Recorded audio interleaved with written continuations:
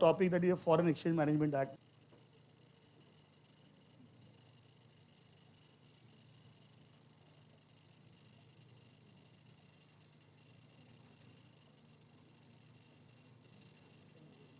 In the very beginning,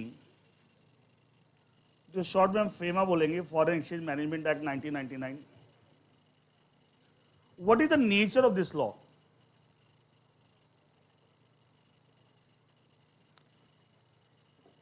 So the nature of this law, Foreign Exchange Management Act, is that whenever in any transaction there is some international dimension,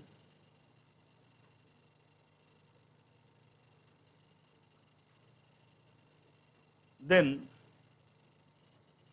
whatever the law which regulates that transaction will continue to apply. But since it has got an international dimension, in addition to that law which regulates that transaction, FEMA will also apply. That is the nature of this law. कोई भी आप transaction कर रहे हैं, अगर उसके अंदर international angle आ गया तो जो भी लॉ उस ट्रांजेक्शन को रेगुलेट करता है, that will continue to apply. वो खत्म नहीं हो जाएगा. FEMA is not going to substitute that law, it's additional law. Substitution का मतलब क्या था, उस लॉ की जगह ये लग जाएगा, ये नहीं होगा. It's not a substitution law, it's the additional law. मतलब that law will continue to apply. In addition to that FEMA will also apply. That is the, in one line you can say the nature of this law. कोई पूछे what do you know about FEMA, तो आपको यही बोलना चाहिए, FEMA is a law which will be an additional law in any transaction which has the international dimension, and whatever the law which applies will continue to apply. In addition to that, FEMA will also apply. That कोई भी example उठा लीजिए. मैं याद है last class में company law में बोला था साहब, टूरिज्म की बात कर रहे थे कि विद इन इंडिया घूमते हैं टूरिज्म लॉ लगते हैं, इंडिया से बाहर तब भी टूरिज्म लॉ लगे, साथ में क्या लगेगा, फेमा लगेगा. अच्छा, एक इंडियन कंपनी है, अगर वो इंडियन कंपनी फंड रेज करने के लिए शेयर इशू कर रही है और शेयर से इंडिया में इशू कर रही है, खाली कंपनीज एक्ट, लेकिन अगर वो शेयर फंड रेज करने के लिए इंडिया से बाहर भी शेयर इशू कर रही है तो क्या होगा, कंपनीज एक्ट प्लस क्या लगेगा, फेमा. अच्छा, एक कंपनी आपको डिविडेंड पे कर रही है and dividend is being paid only to the shareholders who are in India, there is no shareholder of that company outside India, only companies act. But if the company paying dividend, some of the shareholder of the company are outside India, what will happen, it's international transaction, पैसा India से बाहर जाएगा dividend का, क्या होगा, company act के साथ क्या लगेगा, फेमा भी. कुछ भी उठा लीजिए, अगर इंटरनेशनल एंगल आ गया तो क्या होगा, उसमें फेमा विल डेफिनेटली अप्लाई. अच्छा बताइए, क्या आज के दिन ऐसे ट्रांजैक्शन जिसके अंदर इंटरनेशनल एंगल है, क्या ऐसे ट्रांजैक्शन पहले से बढ़े हैं और बढ़ते जा रहे हैं या कम है, बढ़ते जा रहे हैं, तो क्या इस लॉ की इंपॉर्टेंस भी बढ़ती जा रही है. ये सुनो, अगर समझो तो इस लॉ की इंपॉर्टेंस, क्योंकि इंटरनेशनल ट्रांजेक्शन वाले एंगल वाले ट्रांजेक्शन बढ़ते जा रहे हैं, क्योंकि धीरे धीरे क्या दुनिया सिमटती जा रही है. अच्छा, जितना आज लोग फॉरेन ट्रेवल करते हैं, घूमने फिरने जाते हैं, क्या आपको लगता है किसी जमाने में लोग जाते थे, मतलब कोई फैमिली बहुत ज्यादा रिच, आजकल देखो जो उठा गए ऐसा, मैं सिंगापुर घूम के आऊँ, मैं फलाना घूम के आऊँ, मैं डिगरा घूम के आऊँ. ये सुनो, तो कारण क्या एक्चुअली, तो इसका मतलब इंटरनेशनल ट्रांजेक्शन्स, आपके इंटरनेशनल एंगल वाले ट्रांजेक्शन बढ़ते जा रहे हैं, और जहां ये ट्रांजेक्शन हो रहे हैं फेमा जरूर लग रहा है. दैट्स व्हाई फेमा की इंपॉर्टेंस डे बाय डे क्या और बढ़ती जा रही है. एंड अगर दूसरे एंगल देखो, आप जिस कंपनी में काम कर रहे हैं, आपकी कंपनी के कोई भी ट्रांजेक्शन्स हो रहे हैं जिसमें इंटरनेशनल एंगल्स आ रहे हैं, तो क्या आपको फेमा का भी ध्यान रखना पड़ेगा. As a company secretary of the company, you will be the legal face of the company, you will have to take care of the compliance और law applicable on the company, you will have to take care of that part. अब सोचिए, if you are not good in this, what will happen, फिर वही बात, कहीं sir exam में इतने, फिर यार एग्जाम सब कुछ नहीं है, सोच के देखो जब काम. और आज के दिन तो इस सब चीज़ों की इतनी हाई रेलेवेंस है, कोई इतने इंटरनेशनल ट्रांजेक्शन होते हैं और हर इंटरनेशनल ट्रांजेक्शन में फेमा कंसेप्ट आएगा आएगा. And that is the relevance and the nature of this law, what is the utility of this law, and I have just explained. Now, first time in this context, in India, the first law which was made in this particular context for these kind of things, it was Foreign Exchange Regulation Act. Management की जगह क्या है? Regulation Act 1947. पहला law ये था. Later on this law was abolished, उसकी जगह नया लॉ है Foreign Exchange Regulation Act 1973. The first law which was made in this context was Foreign Exchange Regulation. Management word की जगह क्या है? Regulation. Foreign Exchange Regulation Act 1947. That law was abolished later on, and we got a new law called Foreign Exchange Regulation Act 1973. And this Foreign Exchange Regulation Act 1973 has also been abolished, and in place of that we have got Foreign Exchange Management Act 1999.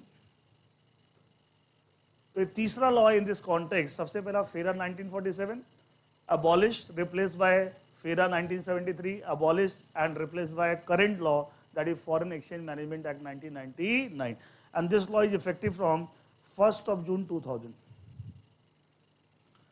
1 जून 2000 से ये law effective है. Foreign exchange management act 1999 effective from this date 1st of June 2000. So that is the background of this law and what is the nature of this law I have just explained. Now I come to the purpose or objective of this law.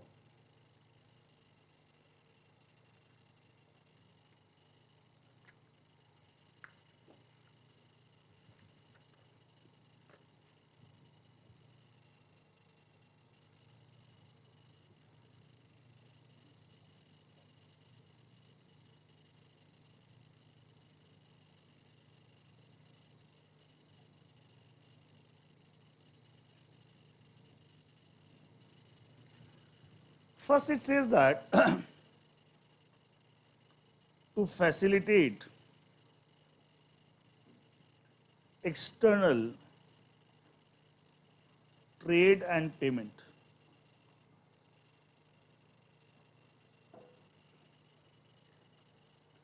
To facilitate the external trade and payment. देखिए facilitate word का मतलब होता है support system. This law provides a support system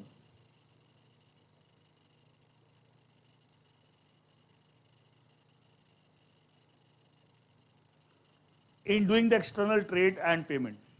इसका मतलब क्या देखिए, let's say there is some Indian company X Limited and it wants to do exports.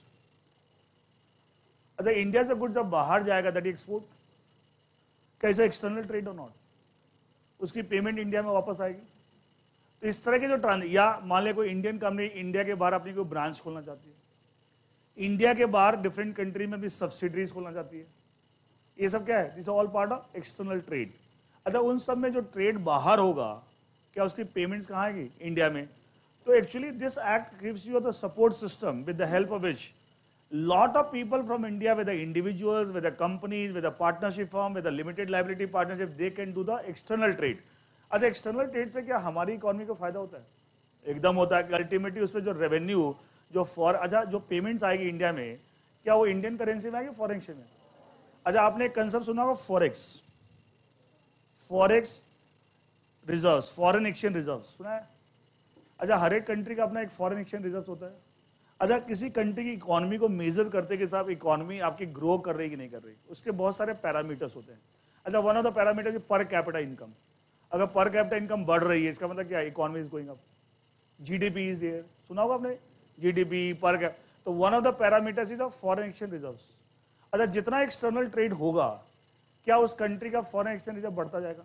एक इंडिया का एग्जाम्पल है, हमारे यहाँ से एक्सपोर्ट ज्यादा हो रहे हैं, यहाँ वाले बाहर जाके काम कर रहे हैं, वहां से इनकम इंडिया में लेकर आ रहे हैं. इनकम किस में आ रही है, फॉरेन एक्सचेंज में. तो क्या इंडिया का foreign exchange reserve will grow और not, and that is one of the parameters to जज वेदर इकोनॉमी इज ग्रोइंग और not. Getting more foreign exchange in our country it means the foreign exchange reserve will go up. क्या that is reflecting the Indian economy going up, yes और no. And that is how the कहने the FEMA is also helping the growth of the Indian economy. It is also help because by facilitating such kind of thing, that is external trade, ultimately helping in the growth of the Indian economy. बोलते हैं इसका बहुत बड़ा role होता है in the growth of the economy of a country. Number 2, to promote the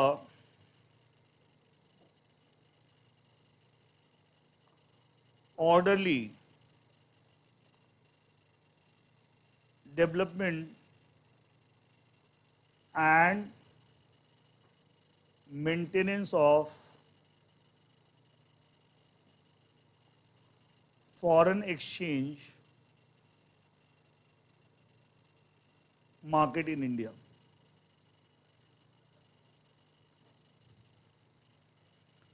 To promote the orderly development and maintenance of foreign exchange market in India. See, what does it mean? मान लो एक foreign company, This company wants to make some investment in India.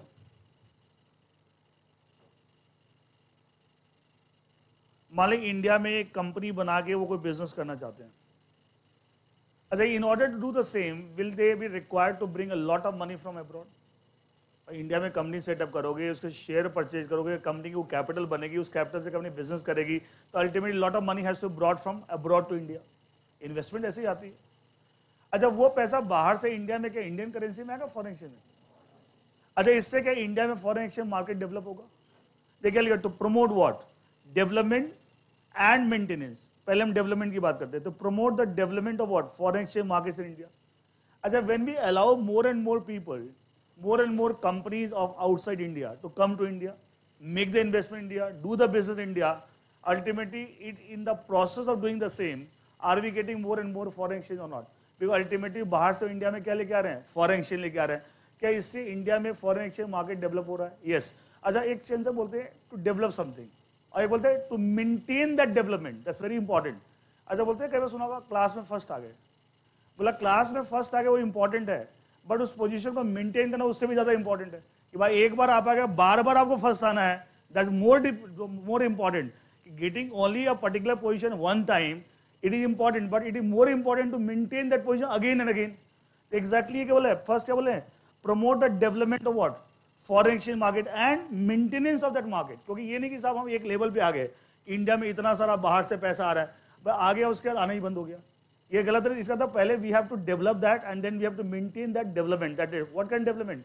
More and more foreign exchange coming to India, and that is again the objective. अच्छा होता है, दोनों बात को अगर ध्यान से देखें, मोरलेस एक ही बात है. First point, second point. कैसे यहां वालों को हम बाहर जाके बिजनेस करना अलाउ कर रहे हैं. First, facilitate the external trade, export करना अलाउ कर रहे हैं.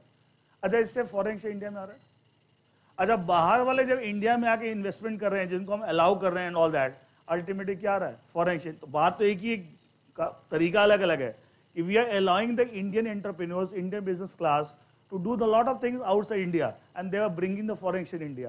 Similarly, we are allowing the foreign company, foreign individuals, foreign partnership from whatever to come to India, make the investment, they do business. They are bringing a lot of foreign exchange in India. It means ultimately पैसा India में आ रहा है, और कौन सा आ रहा है? Foreign exchange आ रहा है. क्या इससे हमारे कंट्री का फॉरेन एक्सचेंज रिजर्व बढ़ रहा है? Yes no. And that is a very important parameters of measuring the economy. And आपका फॉरेन एक्सचेंज रिजर्व अगर बढ़ रहा है, it means what? Ultimately Indian economy is going up. तो कह सकते हैं दोनों ही तरीके से ultimately we are getting more and more foreign exchange in India, and that is helping in the development of the Indian economy. तो पहले बोले साहब development and then maintenance. Develop the foreign exchange market in India and to maintain that. Not only develop, we also need to maintain that foreign exchange markets in India. अच्छा, एक आपने सुना होगा FDI, Foreign Direct Investment. सुना तो होगा, नाम तो सुना होगा. ठीक है, इसके बारे में डिटेल में इसी चैप्टर में पढ़ेंगे हम. नाम सुना होगा, बट मोस्टली लोग इसका मतलब नहीं समझते क्या होता है. फॉरेन, क्योंकि ये बहुत पॉपुलर टर्म है, अखबारों में भी इसकी चर्चा बहुत होती है. Foreign direct FDI. अच्छा, कई बार हम कंपेयर करते हैं कि साहब 16, 17, 15, 16 में या 14, 15 में टोटल FDI इंडिया में कितना आया, 15, 16 में कितना आया, 16, 17 में कितना आया, ऐसे कंपेयर करते हैं. क्यों कंपेयर करते हैं? सुना हुआ, न्यूज़पेपर में भी कई बार आता है. क्यों करते हैं? To ensure, to find out कि साहब फॉरेन एक्सचेंज मार्केट जो एक लेवल पे चला गया था इंडिया में, क्या वो मेंटेन हो रहा है कि नहीं हो रहा. खाली एक ही साल आ गया, एक बार क्लास में फर्स्ट आ गया, बार बार आ रहा हो कि नहीं आ रहा हो. अच्छा, मान लिया पिछली साल से इस साल कम हो गया, इट मीन्स कहीं ना कहीं अपनी ग्रोथ को, डेवलपमेंट को मेंटेन नहीं कर पा रहे. ये सुनो, इट मीन्स उससे फिर सवाल उठता है कि भाई कम कैसे हो गया. It means something is going wrong, we need to some rectify certain thing. So that हम बेसिकली मेंटेनेंस को तो चेक कर रहे हैं कि साहब एक लेवल तक हम चले गए थे, फिर अगले साल उतना क्यों नहीं आया. It means that ultimately we are not able to maintain that growth, we are not able to maintain that. इसलिए तो इसकी एनालिसिस होती है कि साहब लास्ट ईयर इतना आया था, इस साल कम क्यों आया. तो इसका तो अगर कम आया, इसका there is something going wrong and we are not able to maintain that development. And कुछ गलत हो रहा है, उसको ठीक करने की जरूरत है. अगर मान लिया कुछ ऐसा होता है, इसी को रिलेवेंस नहीं होती, कंपेयर क्यों करते. ये सब चीज समझा कर भाई क्यों कंपेयर कर रहे हैं, to find out whether we are able to maintain that kind of development or not. इसलिए इसका पर्पस क्या है? Promote the development and also maintain the development of foreign exchange market in India. And ultimately, whether by first purpose or second purpose, ultimately what we are trying to ensure, we should get more and more foreign exchange, and that will help in the growth of the foreign exchange reserves, and that is a very strong parameter for the measuring the economy of a country, and that will definitely help in the development of the Indian economy. अच्छा, इन्होंने एक word और लगा रखा है, promote the orderly. ये word क्यों लगा रखा है? अच्छा, क्लास में मैं एक बार बार बोलता हूँ, लैंग्वेज को समझो तो बोले ऐसी चीज है कि आप लोगों को इसमें कितना कुछ होता है, ना समझो तो फिर वही थ्योरी रटने का है, याद करने का है। और मैं बार बोलता हूँ, जिनकी लैंग्वेज पकड़ है ना, वो दुनिया को रूल कर रहे हैं। ठीक है, जोड़ घटा वाले रूल नहीं कर रहे। जोड़ घटा वाले हमेशा नौकरी करते हैं। उठा के देख लो, उठा के देख लो। अच्छा, आपके व्हाट्सएप पे बड़े बड़े बहुत all time leaders, all time big leaders and great names, उनके स्पीचेस आते हैं क्या? उसमें कुछ जोड़ घटाव करके दिखाते हो? क्या करते हैं? लैंग्वेज से they are trying to influence the public. Ultimately it means they have the command over the language. ये बात को समझो। बार बार लैंग्वेज को जो पकड़ लेना लैंग्वेज को, तो हर अच्छा लैंग्वेज से हम कम्युनिकेशन करते हैं। Can you become a very more effective communicator by having a command over the language? And if I can become effective communicator, I के मतलब दुनिया में हर जगह जंग जीत सकते हैं। एग्जाम में क्या करना है? कम्युनिकेशन। इंटरव्यू में क्या करना है? कम्युनिकेशन। बॉस के साथ क्या करना है? कम्युनिकेशन। बोर्ड मीटिंग में बैठ के करना है? कम्युनिकेशन। तो कम्युनिकेशन के लिए लैंग्वेज इतनी इंपॉर्टेंट चीज है, तो कम्युनिकेशन नहीं आती तो मुझे आता क्या है? सारी दुनिया बोलती है तो रटने का चीज है। मेरी बात कभी समझ नहीं आता, व्हाई डोंट पीपल अप्रिशिएट कि साहब इसके बिना तो काम नहीं चल सकता। और लोग सब लोग बोलते हैं साहब रटने का चीज। भाई क्या आपको इसका मतलब किसी ने मिसगाइड कर दिया बचपन से कि साहब जोड़ घटाव वाले सब्जेक्ट पढ़ने का? सीधा बोलते हैं मुंह पे, सर कॉस्टिंग की क्लास तो लगा लेनी चाहिए, टैक्स की लगा, लॉ की क्लास क्या लगानी है? मैं क्यों सर, वो तो थ्योरी होता है। देखो ऊपर से नीचे तो देखते हैं, भाई तू बोल क्या रहा है, तो कुछ पता ही नहीं। फिर आपको मैं ऐसे केस दिखाता हूँ, हैरान हो जाएंगे आप। अच्छा, chartered accountant is known for what? Numbers. Chartered account dealing with the numbers. जो अच्छे सीए होते हैं ना, जो अच्छे लेवल पे जाना चाहते हैं, ठीक है, फिर भैया सीए कर लिया, किसी तरह से कर आके अपनी दाल रोटी चला रहे हो, अगले बात है। आपको पता है वो फिर लॉ इंटरप्रिटेशन में आते हैं। उनको समझ में आ जाता है कि भैया अगर अच्छे लेवल पे जाना है तो कहाँ पे ये law interpretation. CAs are coming to law interpretation. They realise that मजा यहाँ पे है। एक दिन क्लास में मैंने एग्जाम्पल दिया, अगर आप जानते हो, हरीश वैद का नाम सुना है? सॉरी हरीश वैद, हरीश साल्वे, सॉरी हरीश वैद हमारे सीएस हैं, गलती से मेरे मुंह से निकल गया। Is a very senior CS. Harish Salve नाम सुना है? Very prominent supreme court lawyer, very prominent. अभी बताओ, जो कुलभूषण जाधव वाला केस इंडिया को रिप्रेजेंट किसने किया था? उन्होंने किया था यूनाइटेड नेशंस के अंदर। एंड पता है पहली क्वालिफिकेशन उनकी क्या है? ही सीए। देन ही रियलाइज अब ये जोड़ घटाव की दुनिया में कुछ नहीं पड़ा है, जिंदगी भर क्लर्क बन के रह जाएंगे और कुछ नहीं कर सकते। Then he did the law and he adopted the legal provision. आज ब्रांड है, ब्रांड है हरीश साल्वे, जो ब्रांड। हरीश साल्वे बोलता है, खड़ा होता है ना कोर्ट में, तो जस्ट भी एक बार रिस्पेक्ट से उसको देखता है। अरे कहां से रिस्पेक्ट आई? लीगल से। तो मैं बार बोलता हूँ इन चीजों को थोड़ा ध्यान दो ना, तो दुनिया में इतनी अपॉर्चुनिटीज है लीगल साइड में, लेकिन ध्यान देना पड़ेगा। अच्छा, आपने सुना होगा बीच में सलमान खान को अरेस्ट होने का इशू बन गया था, उसको बेल नहीं मिल रही थी, मालूम ना? पता है ये बॉम्बे हाई कोर्ट में जाके केस को रिप्रेजेंट किए थे आपको, और सिर्फ एक हेयरिंग में कहते, सिर्फ ओनली वन हेयरिंग, एक सुनवाई में कहते, और सलमान खान को बेल दिलवा दी। उस एक हेयरिंग के बदले 1 करोड़ रुपए चार्ज किए थे। 1 करोड़। पूरा जिंदगी भर सीए लगा रहा था ना, तब 1 करोड़ रुपए नहीं कमाता।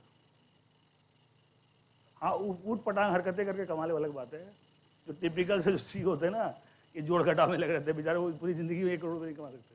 तो पैसे में एक भाषा समझ में आती है। बार बोलता हूँ थोड़ा सा लीगल पे ध्यान दो, और इसलिए भी बोलता हूँ क्योंकि सीएस कर रहा हूँ, सीएस में सारा काम ही लीगल करना है। ऐसा नहीं कि मुझे अच्छा लगता है लीगल से मैं बोल रहा हूँ, because you also have joint CS and that's a requirement of your profession. If you do it, आप बहुत एक्सीलेंट कर सकते हैं, बहुत अच्छा कर सकते हैं। लेकिन लोग पता नहीं कि जनरली के मार्केट में क्या फैला रखा है लोगों ने, इसमें कुछ होता नहीं लॉ में, यार पता नहीं क्या वो स्कूल के टीचरों ने, कॉलेज के टीचरों ने सब सिखा रखा है। बट क्वेश्चन है अंडरस्टैंड। अब देखो इसमें कितना अच्छा वर्ड लगा है, ऑर्डरली। इसका मतलब बताएगा what is the significance of this? एक second,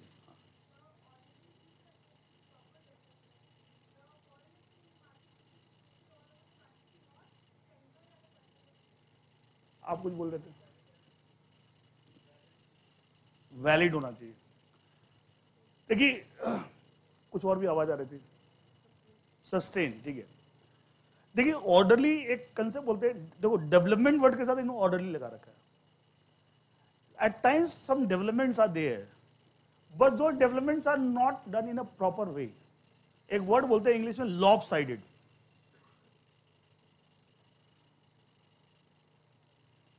lop sided, LOP sided, lopsided. Lopsided का मतलब है imbalanced, something which is not balance, imbalance. अगर कोई डेवलपमेंट लॉप साइडेड है, वो सस्टेन नहीं करती है, वो कभी भी सस्टेन नहीं करेगी। But if some development is balance, orderly, it will sustain. वो सस्टेन मतलब लॉन्ग टर्म तक वो आपको डेवलपमेंट रहेगी। अच्छा, हम एक तरफ बोल रहे हैं, are we only interested in development और ऑल्सो मेंटेनेंस। अच्छा, मेंटेनेंस का था, सस्टेन की बात है, वो कंटिन्यूसली वो चलता रहे, तो उसके लिए डेवलपमेंट शुड बी इम्बैलेंस और should be balance, and that balance development भी अकॉर्डिंग ऑर्डरली। सही तरीके से डेवलपमेंट करना है। इम्बैलेंस तरीके से आप करेंगे, लॉप साइडेड डेवलपमेंट करेंगे, वो चीजें कभी भी आपको कभी भी सस्टेन नहीं करती। मैं एक एग्जाम्पल देता हूं आपको, ठीक है। किसी बच्चे के किसी एग्जाम में बड़े अच्छे नंबर आ गए, और ऐसे बहुत सारे मैं एग्जाम्पल दिखा देता हूं। ऑल इंडिया रैंक आ गई भाई साहब, तुक्का लग गया। तुक्का लग गया मतलब क्या, कुछ कुछ चांस की बातें हैं कि साहब कुछ कुछ चीजों पर आपने फोकस किया था, बट अगर भाई आप बहुत नॉलेजेबल, आप बहुत कंसेप्चुअली आप साउंड नहीं है, तो चांस की बात है, कुछ चीजों पर आपने फोकस किया, वैसी चीजें ज्यादा आ गई, कुछ एग्जाम में नकल पकल मार लिया आपने, ठीक है। ये भी हमारे यहाँ, ये भी एक, अच्छा लोग उसको बुरा ही नहीं मानते। अच्छा, कोई अगर प्रोफेशनल कोर्स कर रहा है और नकल कर रहा है, जाके ना चुल्लू भर पानी में डूब जाना चाहिए। आप प्रोफेशनल कोर्स करने लायक नहीं है। स्कूल के बच्चे हो गए, छोटे छोटे नर्सरी क्लास में, दिखा दे यार क्या लिख रहा है, शर्म आनी चाहिए, प्रोफेशनल कोर्स का नकल कर रहे हो। मतलब एकदम, मतलब कहीं मैं बहुत इरिटेट होता था इन चीजों से। अब मेरा जो इन्विजिलेटर हो ना, एग्जाम में जो घूमते हैं ना, इन्विजिलेटर बोलते हैं, मेरा जो इन्विजिलेटर हो, कोई अगर नकल करता है, मैं बिठा के जीरो बिठा दूं कॉपी पे। Strongly against this. नकल मार के जिंदगी में अगर तुम कहीं पास हो, जिंदगी भर अंदर से एक डर रहेगा कि मैंने चोरी करके पास हुआ हूं। वो कॉन्फिडेंस नहीं आएगा कि हाँ मेरी डिग्री है। ये चोरी चमारी फालतू के काम जो होते हैं ना, ये बकवास, एंड ऐसे लोग जिंदगी में हमेशा डरे हुए रहते हैं। कारण के अंदर से एक डर है, दुनिया को भले नहीं पता, आपको अंदर से डर है कि मैंने चोरी की थी। अच्छा, एक्चुअली वो कोई बंदा, उसने कुछ चीजें सेलेक्टिव बेसिस पे पढ़ा, कंसेप्चुअली कुछ याद की, चांस के वैसे बहुत सारी चीजें आ गई। होता है कई बार, कुछ नकल बकल मार ली, रैंक आ गई। अच्छा, ऐसा डेवलपमेंट, दुनिया प्रेज करती है, भाई साहब रैंक आई, क्या डेवलपमेंट है। लेकिन क्या ये ऑर्डरली डेवलपमेंट है, ऐसा इम्बैलेंस? अच्छा, वो सस्टेन करेगी? नहीं। देखना अगली बार उसकी औकात दिख जाएगी। तुमने बहुत लोग ऐसे होते थे ना, एक बार रैंक आती थी, अगली बार पास ही नहीं होता। तो ऐसा क्यों होता है? अगर उसमें क्वालिटी थी, इसका मतलब वो एक्चुअली वो बार बार रिपीट होनी चाहिए। थोड़ा बहुत 19-20 हो सकता है, पर पिछली बार मेरी 10वीं रैंक आई थी, 12वीं आ गई, चलो ठीक है। लेकिन क्वेश्चन ही, कोई बंदा रैंक ला रहा है ऑल इंडिया, अगली बार पास ही नहीं हो रहा, it mean the development was there, but the development was not orderly, it is not able to sustain. वो सस्टेन ही नहीं कर पाएगी। लेकिन अगर ऑर्डरली डेवलपमेंट है, क्या होगा, वो सस्टेन करेगी, बार बार करेगी, और बार बार प्रूव होगा that person has the quality. This is what is the meaning of the term orderly. यही बोला है, खाली डेवलपमेंट नहीं चाहते, ऑर्डरली डेवलपमेंट चाहते, जिससे कि वो सस्टेन करे, और सस्टेन करेगा तभी तो मार्केट मेंटेन रहेगा, other market will not be maintain. इसलिए बोलते हैं लाइफ में कोई भी चीज करो, ऐसा करो जो सस्टेन करे, ये नहीं तुक्के में। अच्छा, हम मैं क्यों बोलता हूँ कंसेप्चुअली पढ़ो ना, क्यों बोलता हूँ, इट विल सस्टेन, जिंदगी भर आपको विनर बनाएगी, खाली एक बार नहीं। लेकिन आपने रट्टे मार मार के एग्जाम पास कर लिए थे, एक बार तो विनर बन गए, आगे जाके धक्के खाने पड़ेंगे। तो काम ऐसा करना है जिंदगी में हर जगह आपको क्या करेगी, आपको आगे रखे, या ये बंदे में दम है, इस बंदे में बात है। लेकिन ऐसा काम नहीं करना कि एक बार तो मैं पास हो गया, आगे जाके लोग बोले पागल है, तेरे को किसने पास कर दिया, ऐसे बोलते मुंह पे, या तेरे को डिग्री किसने दे दी, तेरे को कुछ आता ही नहीं है। अच्छा, क्या पानी पानी हो जाओगे 2 मिनट के अंदर, बोलेगा यार ये क्या है, मैं तो रैंक लेके आया, मैं तो इतने नंबर लेके आया, मुझे लोग ऐसे बोले आपको डिग्री किसने दी।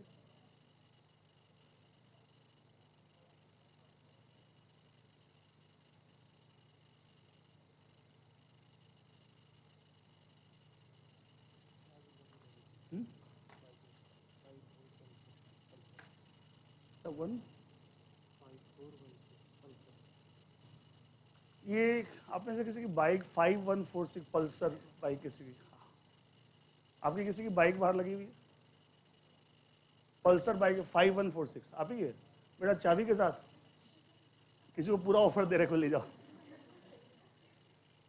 ध्यान रखा करो। देखिए, so this is what is the meaning of this word orderly, and I've explained what is the purpose or objective of FEMA. There are two objectives. Ultimately दोनों ऑब्जेक्टिव का नेट रिजल्ट यही है कि साहब हम चाहते हैं कि ज़्यादा से ज़्यादा फॉरेन एक्सचेंज इंडिया में आए। एंड अच्छा देखिए, आपने सुना हमारे prime minister Narendra Modi ji world में ट्रैवल करके हर कंट्री में क्या वहाँ के इन्वेस्टर्स, वहाँ के एंटरप्रेन्योर्स, वहाँ की बड़ी बड़ी कंपनियों को क्या बोलते हैं? Come to India, make the investment India. What is trying to get more and more foreign exchange, और उससे अपने आप इंडियन इकोनॉमी ग्रो करेगी, क्योंकि फॉरेन एक्सचेंज रिजर्व बढ़ेगा, and that will definitely help in the growth of the Indian economy. तो उस point तो देखा जाए इस चीज हमने लॉ बनाने का, लॉ का पर्पस है, तो कहीं ना गवर्नमेंट की तरफ से जो भी काम हो रहे हैं ultimately they will also align with and they will match with the purpose of different laws applicable in our country. Is that clear? So that is all about this. What is the purpose of the objective of the FEMA? तुमने वो एक incident सुना था, एक लड़की थी, she got all India rank 1 in CA, and Bombay की लड़की थी, ऑल्दो मतलब वो एक बहुत बड़ी अचीवमेंट थी कि she was the daughter of A auto driver. तो वो अपने आप में बहुत बड़ी अचीवमेंट थी कि उसको फैसिलिटी कुछ नहीं थी, बट लेकिन था क्या, वो रट्टे मार रहा। पता है उसको जो पहली, अच्छा all India rank 1 CA final is a big achievement, अगर ऑन रिकॉर्ड प्राइमा फेसी देखे तो बहुत बड़ी चीज है, लेकिन पता है पहला ही आपको जॉब इतना खराब मिला, कारण क्या, नॉलेज कुछ नहीं। अच्छा क्या हुआ, कहने के लिए एक डेवलपमेंट, बहुत बड़ी डेवलपमेंट, अखबार में फोटो छप गई, all India rank 1 CA final, लेकिन हुआ क्या, वो सस्टेन किया नहीं। अब करियर ग्राफ शुरू से खराब हो गया, कितनी खराब जॉब मिली, सिर्फ 4 लाख या 3.5 लाख रुपए पैकेज मिला था। अच्छा तो ये एक एवरेज सीए को भी आपको इससे बेटर आपको मिल जाता है। अब आप ऑल इंडिया रैंक 1 ला के भी ये पैकेज मिल रहा साल का, इसका तो अच्छा क्यों नहीं मिला, कारण कि इंटरव्यू वगैरह में सारी औकात सामने आ गई, सस्टेन नहीं किया ना। तो वही होता है, बार बार बोलता चीज ऐसे करो जो हमेशा जिंदगी में हमेशा सस्टेन करे। एक दिन की बात, क्योंकि हमारी पढ़ाई एक दिन के लिए नहीं होती, हमारे प्रोफेशनल कोर्स एक दिन के लिए होते हैं। अच्छा बार बार प्रोफेशनल कोर्स करोगे क्या, या बार बार डिग्री लोगे? एक बार जो ले रहे सॉलिड ले लो, जिससे क्या होगा, जिंदगी भर वो रिटर्न देगा। लेकिन अगर आपने गलत तरीके से डिग्री ले तो ली, बट क्वेश्चन क्या होगा, वो रिटर्न दे ही नहीं पा रहा, हर जगह क्या स्ट्रगल है, हर जगह फाइट है। फिर फाइट ये होगी, अच्छा क्या होता है, मेरे में कैपेबिलिटीज नहीं है, कैलिबर नहीं है, तो एक नौकरी लग गई, लेकिन सेंस ऑफ इनसिक्योरिटी होती है। क्यों, वहां तो लग गई, अगर ये छूट गई तो दूसरी कैसे मिलेगी, क्योंकि मुझे अंदर से पता है कि I don't have a quality. तो क्या वो हमेशा लाइफ में एक इनसिक्योरिटी क्रिएट करती है। अच्छा इनसिक्योरिटी से टेंशन होती है, टेंशन से 10 बीमारियां हो जाती है। तो गड़बड़ क्या हो रही है, हमने शुरू से अपने आप को ठीक से बिल्डअप नहीं किया। ठीक से बिल्डअप करो तो ये सब चीज सीख रहती है। अरे देखना, अच्छा लोग जो इनसिक्योर होते क्या करते हैं, बॉस की चमचागिरी करते हैं, किसी तरह की नौकरी मेरी बची रहे। अरे चमचागिरी करना क्या अच्छी बात है क्या? अच्छा does it affect the self respect और नॉट? ये स्वाभिमान मरता है, किसी की चमचागिरी करने में अपना स्वाभिमान मरता है। अच्छा क्यों मारना पड़ा स्वाभिमान? क्योंकि मेरे में कैपेबिलिटी नहीं है, मेरे में कैलिबर नहीं है, इसलिए मुझे मजबूरी में करना पड़ा जिससे कि मेरी नौकरी बची रहे। तो सारे उल्टे पुल्टे काम होने लगे। कारण क्या है कि मैंने अपने आप को सही ढंग से डेवलप नहीं किया। तो इतनी सारी परेशानी झेलने के लिए तैयार है, लेकिन सही ढंग से डेवलप करने तैयार नहीं, ये तो बड़ी अजीब सी बात है। क्योंकि अभी नहीं पता लगता, लाइफ में बाद में इम्पैक्ट आते हैं। आज देखना बहुत लोग होते हैं, बॉस को डिनर में बुलाना है, फलाना करना है, कुछ नहीं चमचागिरी करनी। कुछ लोग बोलते हैं भैया काम से काम मेरे से करवा लो, अगर तुम्हें लगता है कुछ और तो ठीक है, टाटा बाय बाय। अच्छा ऐसे लोग को 10 लोग और बुला रहे हैं, क्यों? कैलिबर वाले लोग ही कितने हैं, हर फील्ड में उठा के ना कैलिबर वाले लोग बहुत गिने चुने हैं जिनमें सही में कैलिबर है। और ऐसे लोग को पकड़ पकड़, अच्छा देखिए विशाल सिक्का वो इन्फोसिस से, आपको लगता है वो क्या जॉबलेस हो जाएगा? क्या आपको लगता है वो जॉबलेस हो जाएगा क्या? ऐसे लोग हैं क्या पूरे दुनिया में? विशाल सिक्का गिने चुने लोग हैं, मतलब पूरी दुनिया की गिनोगे तो you can count the such kind of people. तो उसको प्रॉब्लम थोड़ी है, आज वो छोड़ा पता है 20 ऑफर्स लाइन लगे होंगे, ये सजा कैलिबर, वो तो कुछ मैनेजमेंट के साथ कुछ इश्यूज चल रहे थे, कुछ अदर इश्यूज थे, अदरवाइज कोई कैलिबर में थोड़ी कमी भी है। तो उसके बाद 20 ऑफर और लगे हुए लाइन में, बंदे में है पोटेंशियल, तो क्या होगा, कोई पूछता है, कोई उसको थोड़ी फर्क पड़ता है कि नौकरी चली जाने दो, उसने खुद ही रिजाइन कर दिया। लास्ट में क्या किया, लास्ट में उसने खुद ही रिजाइन कर दिया। मैं बार बार बताता हूँ जिंदगी को ऐसा बनाओ कि जिंदगी में टेंशन खत्म हो जाए बाद में। लेकिन अगर गलत तरीके से बनाओ ना तो बार बार क्या हो, हमेशा इनसिक्योरिटी रहेगी। अभी तो पास होने की इनसिक्योरिटी, आगे जाके नौकरी छूटने की इनसिक्योरिटी, हमेशा ही पंगे रहेंगे और हमेशा टेंशन क्रिएट रहेगी। नेक्स्ट इज द फेमा के अंदर जो अथॉरिटी है वो देखिए क्या क्या है।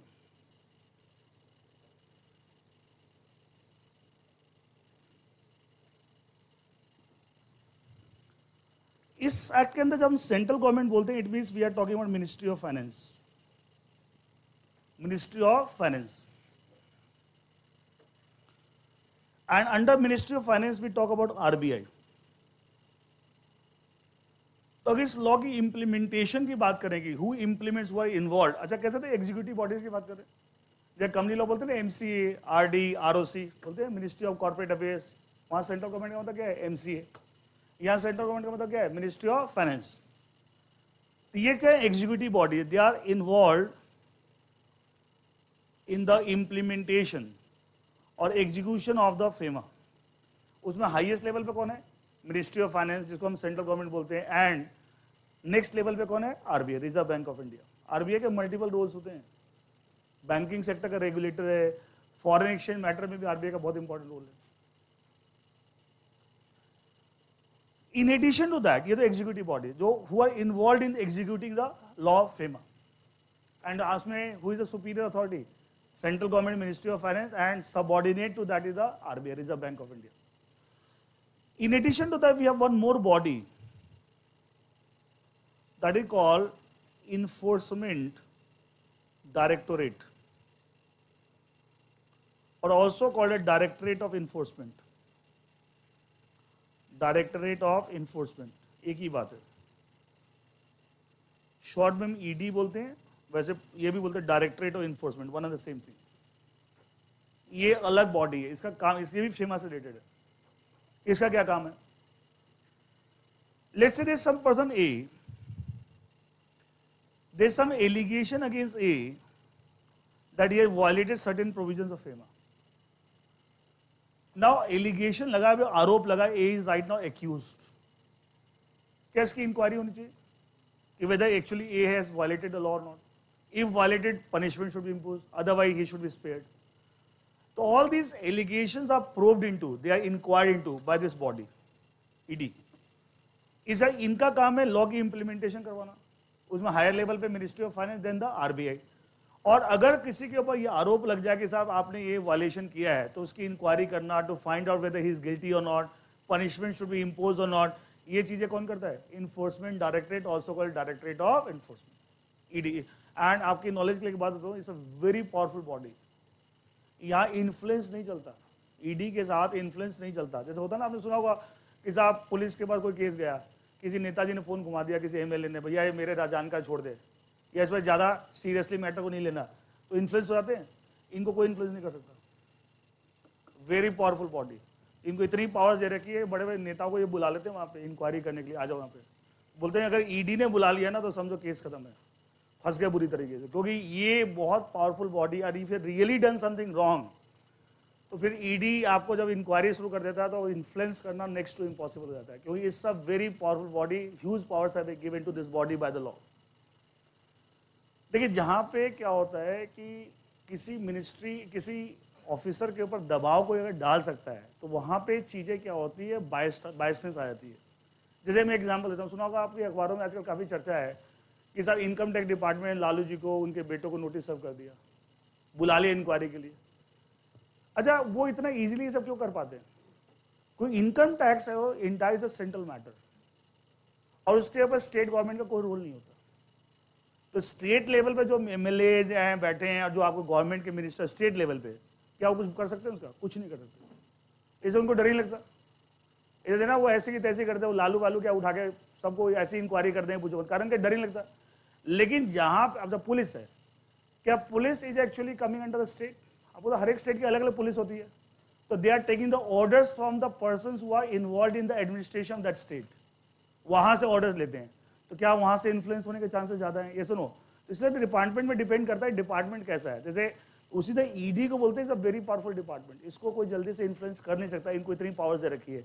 अब बड़े बड़े मिनिस्टर्स के अगेंस्ट जो केस चले, जो बहुत सारे मिनिस्टर्स इनके अगेंस्ट केस चली अंडर फेमा, उनको भी बुला लेते हैं इंक्वायरी के लिए। तो ये नहीं कि वो मिनिस्टर था, ये था, वो कोई फर्क नहीं पड़ता। तो ED is so powerful. Anyway, so these are the authority. तो अच्छा बताइए, इन इसका रोल और इसके रोल में फर्क पता लगे? इनका काम सिर्फ इम्प्लीमेंटेशन है, बट अगर कोई वायलेशन का इशू बनता है कि साहब वायलेशन हुआ, नॉन कंप्लायंस हुआ, तो उसकी इंक्वायरी करना, to find out whether person is guilty और नॉट, वो कौन करता है? Enforcement directorate. Is it clear?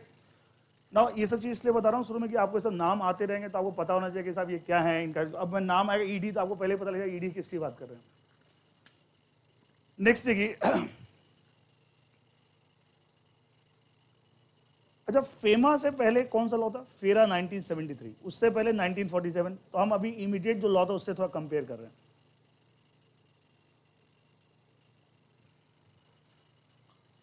One, फेरा वॉज अ क्रिमिनल लॉ, मतलब अगर यहां कोई वायलेशन है जेल वगैरह भी होती थी। But FEMA is not a criminal law, FEMA is a civil law.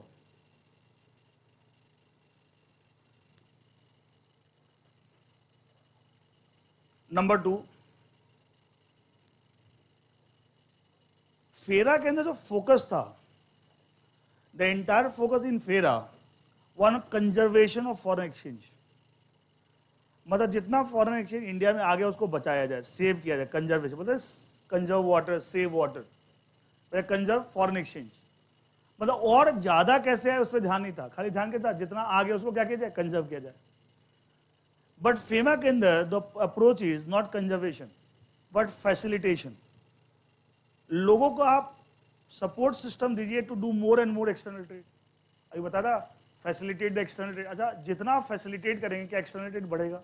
External trade बढ़ेगा तो क्या अपने आप फॉरेन एक्सचेंज बढ़ता जाएगा, क्योंकि इंडिया में पेमेंट किसमें आएगी? फॉरेन एक्सचेंज में। तो यहाँ पे ऑब्जेक्टिव फेमा के अंदर जो अप्रोच है that is not the conservation, not to save but to have get create an environment where we can get more and more foreign exchange and the facilitating the people in doing more and more foreign exchange, automatically क्या होगा, India will get more and more foreign exchange, foreign trade ज्यादा होगा तो अपने आप foreign exchange आएगा।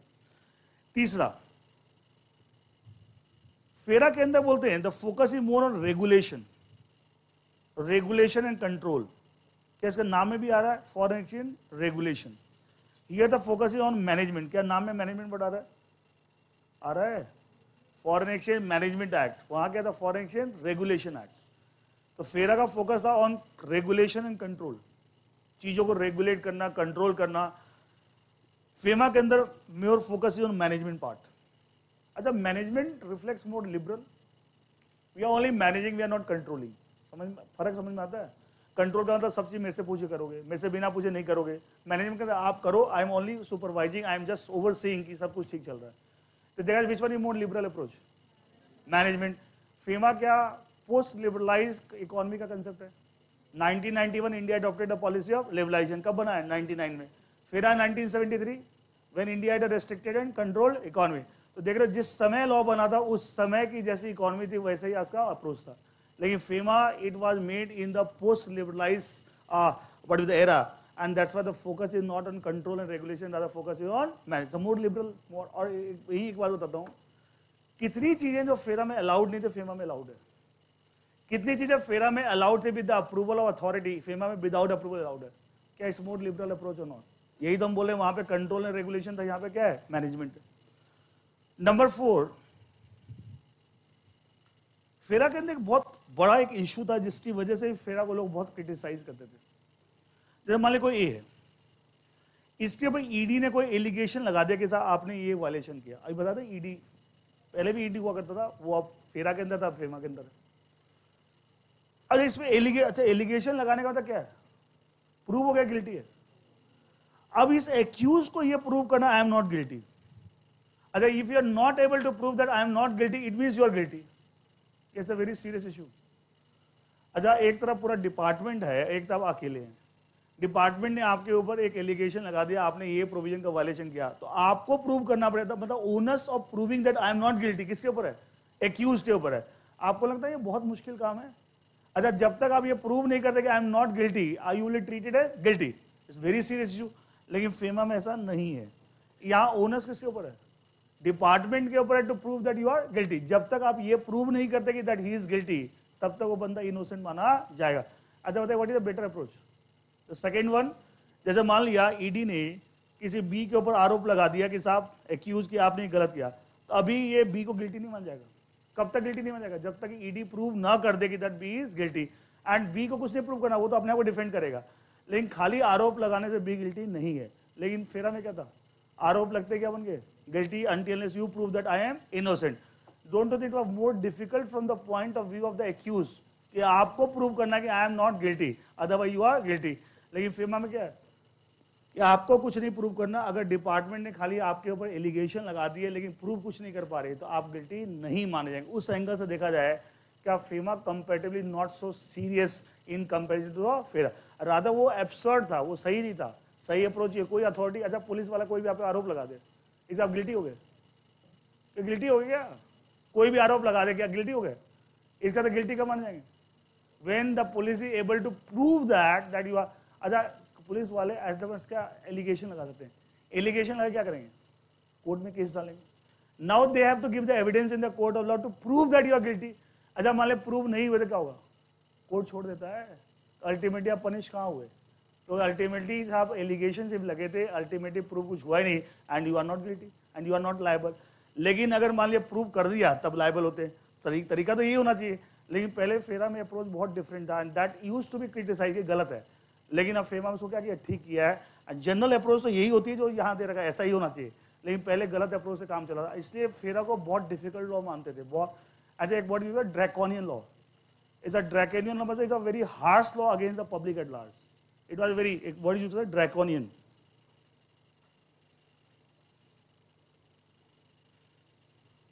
It use to a very harsh law. इसे बोलते हैं फेरा के प्रोविजन किसी पर अगर लग जाते थे ना, ओल्ड लॉ जब चलाता था, बोलते थे समझो जिंदगी द लाइफ इज हेल। कारण कि आपको प्रूव करना है दैट आई एम इनोसेंट, नहीं प्रूव करे तो मतलब क्या आप गिल्टी है। तो बड़ा very difficult law and for the public at large. Is that okay? तो ये डिफरेंसेस है बिटवीन फेरा एंड द फेमा, और अभी तो यही चल रहा है, लेकिन समझाने के लिए कि पहले क्या सिचुएशन थी। अच्छा एक बात इससे प्रूव और होगी, क्या FEMA is more liberal law than the FERA 1973? Just 2 minute और। जो फेमा है, this act has got only 49 sections, 49 sections only. कई वजह से इसी बात के लिए लोग इतना शोर मचा, सिर्फ 49 सेक्शन ही है, लेकिन सेक्शन ही सब कुछ नहीं है। अच्छा law is only act, more than that rules regulation बहुत सारी चीज ऐड हो गई। इसी एक्ट के सेक्शन 46 में central government that is the ministry of finance, अभी बताया था, को पावर देगी to make the various rules, और सेक्शन 47 में आरबीआई को पावर दे रखी to make the various regulations. इन पावर्स का इस्तेमाल करके सेंट्रल गवर्नमेंट ने बहुत सारे रूल्स बना रखे हैं, आरबीआई ने बहुत सारे रेगुलेशन बना रखे हैं, number of rules and number of regulation there, and government has been given the power to make the rules under which section, section 46 and 47 ने किसको पावर दे रखी है? आरबीआई। किस बात के लिए? To make the law in the form of regulations. तो एक्चुअली क्या है, एक्ट के अंदर सिर्फ आपको बेसिक स्ट्रक्चर है, जो डिटेल चीजें है ना, किसी आपको कोई ट्रांजेक्शन करनी है, अभी बताइए इंडियन कंपनी को डिविडेंड बाहर भेजना है तो आपको एक्ट में प्रोविजन नहीं मिलेंगे, कहां से मिलेंगे? रूल्स एंड रेगुलेशन से। ठीक है, आपको बाहर जाना है, आपको कितना फॉरेन एक्सचेंज मिल सकता है फॉर टूर्स एंड ट्रैवल। अच्छा टूर्स एंड ट्रैवल के लिए हमको फॉरेन एक्सचेंज की लिमिट होती है, इतना ही मिलेगा, तो बोलो साहब मैं बहुत पैसे वाला हूं, मेरे को इतना चाहिए, नहीं मिलेगा, सब नॉर्म्स है, इंटरनेशनल लॉ लग रहे हैं। इसका मतलब ये सब चीजें आपको एक्ट में नहीं मिलेगी, कहाँ मिलेगी? Rules and. तो बोलते हैं जितनी प्रैक्टिकल चीजें जिससे सारे ट्रांजेक्शन कवर तो यहाँ मिलेगा। एक्ट तो खाली बताता है सब क्या कर सकते हो क्या नहीं, final details are not given in the act, that is given in the rules and detail. इसलिए लॉ जब हम पढ़ते तो क्या खाली एक्ट पढ़ेंगे? नहीं, साथ में इससे कहने के लिए एक्ट छोटा है, but over law is not small in size. Law has lot of things apart from the act, and that's why बोलते हैं। इसलिए अच्छा एक चीज मैंने समझाया था, अगर आपको याद हो, लॉ एक स्केलेटन अप्रोच में बनता है। स्केलेटन का मतलब क्या होता है? अच्छा किसी ह्यूमन बॉडी को देखें, उसका बेसिक स्ट्रक्चर क्या होता है? स्केलेटन। अच्छा ऊपर जो फ्लैश एंड ब्लड है वो एक्स्ट्रा चीज ऐड हो गई। उसी तरीके से एक अच्छा स्केलेटन क्या, जैसे हम बोलते हैं किसी का वेट बढ़ गया वेट घट गया तो स्केलेटन चेंज होता है क्या? खाली ऊपर की चीजें बदल जाती है, स्केलेटन रिमेन्स द सेम। तो skeleton is something which remains constant, it does not get change. तो द एक्ट के अंदर हम सिर्फ वो चीजें डालेंगे जो रोज रोज नहीं बदलती, इसका मतलब क्या डालेंगे? स्केलेटन। और बाकी जो चीजें बदलने वाली वो कहाँ डालेंगे? Rules and regulation. अच्छा इस अप्रोच से जो भी लॉ बनते हैं क्या नॉर्मली वहाँ एक्ट छोटे होते हैं? जैसे यहाँ पे देख लो तो कहते थे FEMA is also based on skeleton approach. नया लॉ है 99, अगर देखें इन कंपेरिजन जो 50 साल 100 साल पुराने लॉ है उसके कंपेरिजन नया लॉ है, ये भी स्केलेटन अप्रोच बना हुआ, इसलिए एक्ट के अंदर ज्यादा सेक्शन नहीं है। लेकिन आपको act contains only the basic structure of the law, that is skeleton. Details are not in the act, for that we have number of rules and regulation. अच्छा रूल्स रेगुलेशन को delegated legislation बोलते हैं। अच्छा actually क्या government can really government make the law? Can the government really make the law? Who makes the law? And government is executive body. तो can the government make the law? But if the legislature delegate the power to the government to make the law, ये क्या है? Section 46 किसका है? FEMA का। FEMA किसने बनाया? Legislature ने, पार्लियामेंट ने। तो कह सकते हैं parliament that is legislature through section 46 of FEMA had delegated the power to whom? Executive body that is government to make the law in the form of rules. Parliament again, the legislature through section 47 of FEMA has delegated the power to another executive body that is RBI. अभी मैंने दोनों का executive body बताया था, they are involved in the implementation or execution of the law. Yes or no? And तभी तो RBI इतने सारे regulation, इसका तो RBI जो regulation बना रहा है in the context of FEMA, from where it derive the power? Section 47 of the FEMA. And central government जो rules बना रहे कहाँ से derive कैसे? हम section 46 of the FEMA. And that's why कह सकते हैं सारे rules regulation जो हैं they are all delegated legislation made by executive body but under the delegated power of the legislature. ये मैंने रेफरेंस से लिए, इससे पता लगा पावर डेलीगेट की है लेजिस्लेचर ने किसको? एग्जीक्यूटिव। तो प्रैक्टिकल बात ये कि साहब ये चीजें ज्यादा इंपॉर्टेंट है, खाली हमें एक्ट में क्या मिलता है? स्ट्रक्चर मिलता है, इससे ज्यादा कुछ भी नहीं मिलता। Is that clear? So that is all the introductory part of this topic. Details और जो contents of this chapter will start in the next class.